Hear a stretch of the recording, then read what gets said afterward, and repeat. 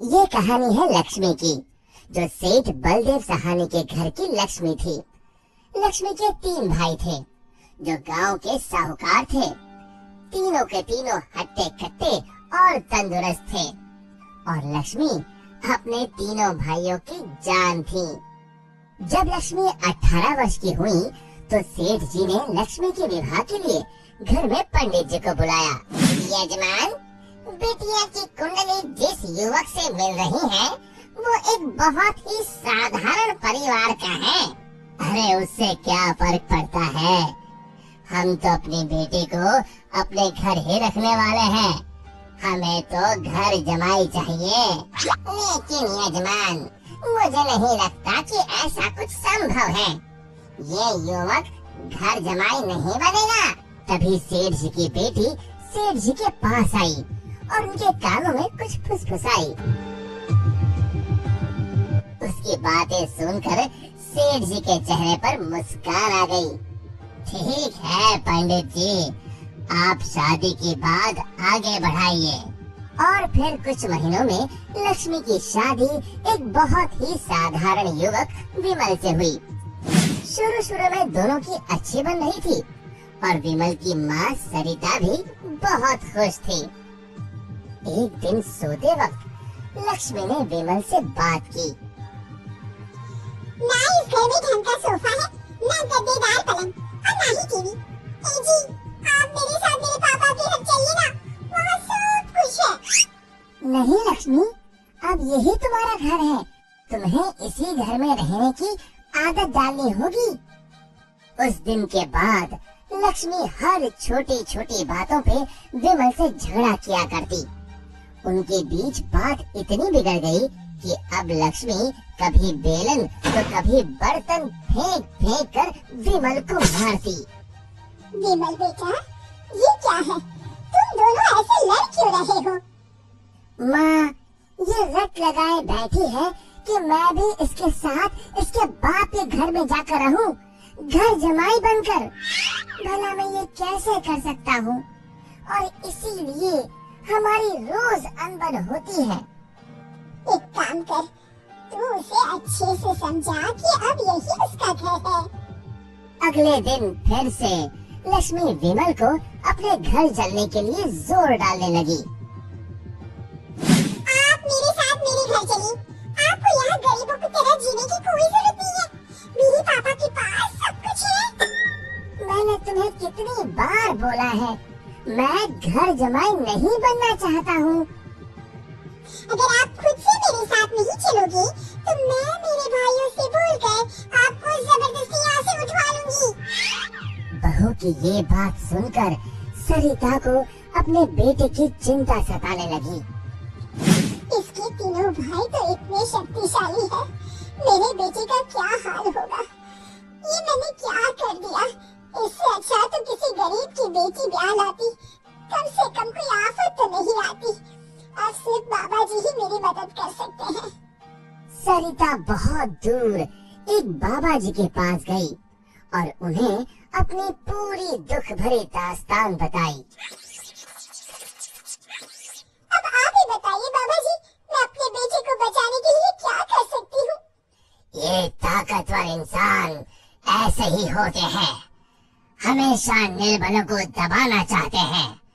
अब सिर्फ गुफा में रहने वाली डायन ही तुम्हारी मदद कर सकती है। सिर्फ वही तुम्हें ताकतवर बना सकती है, जिससे तुम अपने बेटे को बचा सकती हो। बाबा जी, मुझे ये डायन कहाँ मिलेगी? वो उत्तरी दिशा में मिलेगी, लेकिन उससे मिलने से तुम्हारे प्राण भी संकट में आ सकते हैं। अपने बेटे की जान बचाने के लिए मैं कुछ भी कर सकती हूँ। सरिता उत्तरी दिशा में निकल पड़ी और गुफा तक पहुँचते पहुँचते उसे रात हो गई। कोई है यहाँ? क्या? आज एक इंसान यहाँ खुद चलकर आया है? वो भी मेरा खाना बनने। मैं आपसे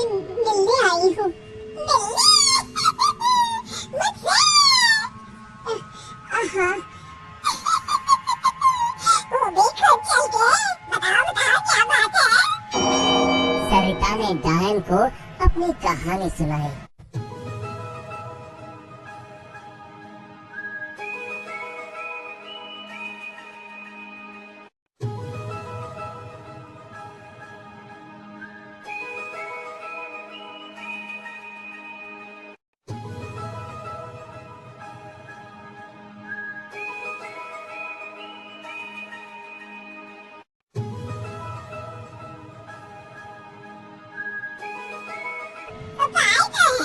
लेकिन बहुत कठिन है। मैं अपने बेटे को बचाने के लिए कुछ भी कर लूंगी। तुम्हें मेरा श्राप अपने ऊपर लेना होगा, जिससे मेरी सारी शक्तियाँ तुम में आ जाएंगी। तब मैं आजाद हो जाऊंगी और तुम डायन बनके यही गुफा में रहोगी और ना ही सूरज की रोशनी में निकल सकोगी बाहर, क्योंकि डायन की शक्तियाँ सिर्फ रात को ही काम करती है। क्या तुम्हें ये मंजूर है?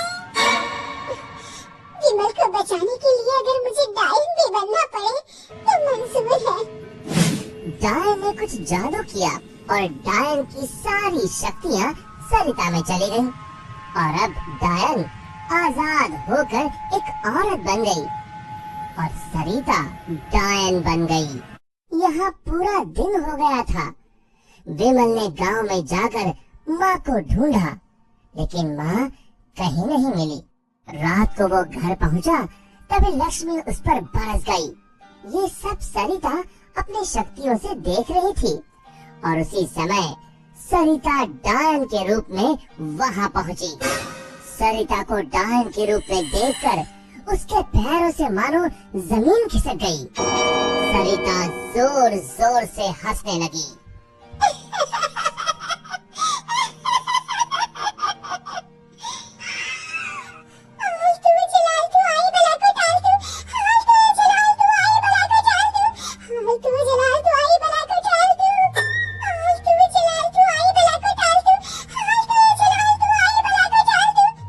जैसे तैसे रात को लक्ष्मी सो गई और सुबह होते ही अभी अपने भाइयों को बताती हूँ कि आपने मुझे बेलन से मारा। लक्ष्मी दरवाजे से पांव बाहर डाल ही रही थी कि सरिता ने अपने हाथ लंबे कर कर लक्ष्मी के पांव पकड़ लिए।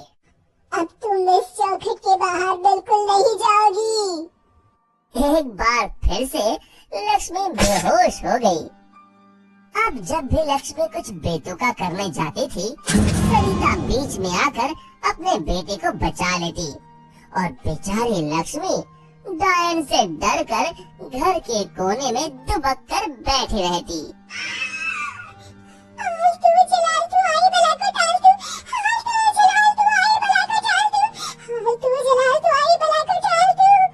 विमल दिन रात अपनी माँ को याद करके रोता। तू कहाँ है माँ? कहाँ चली गई मुझे छोड़ के?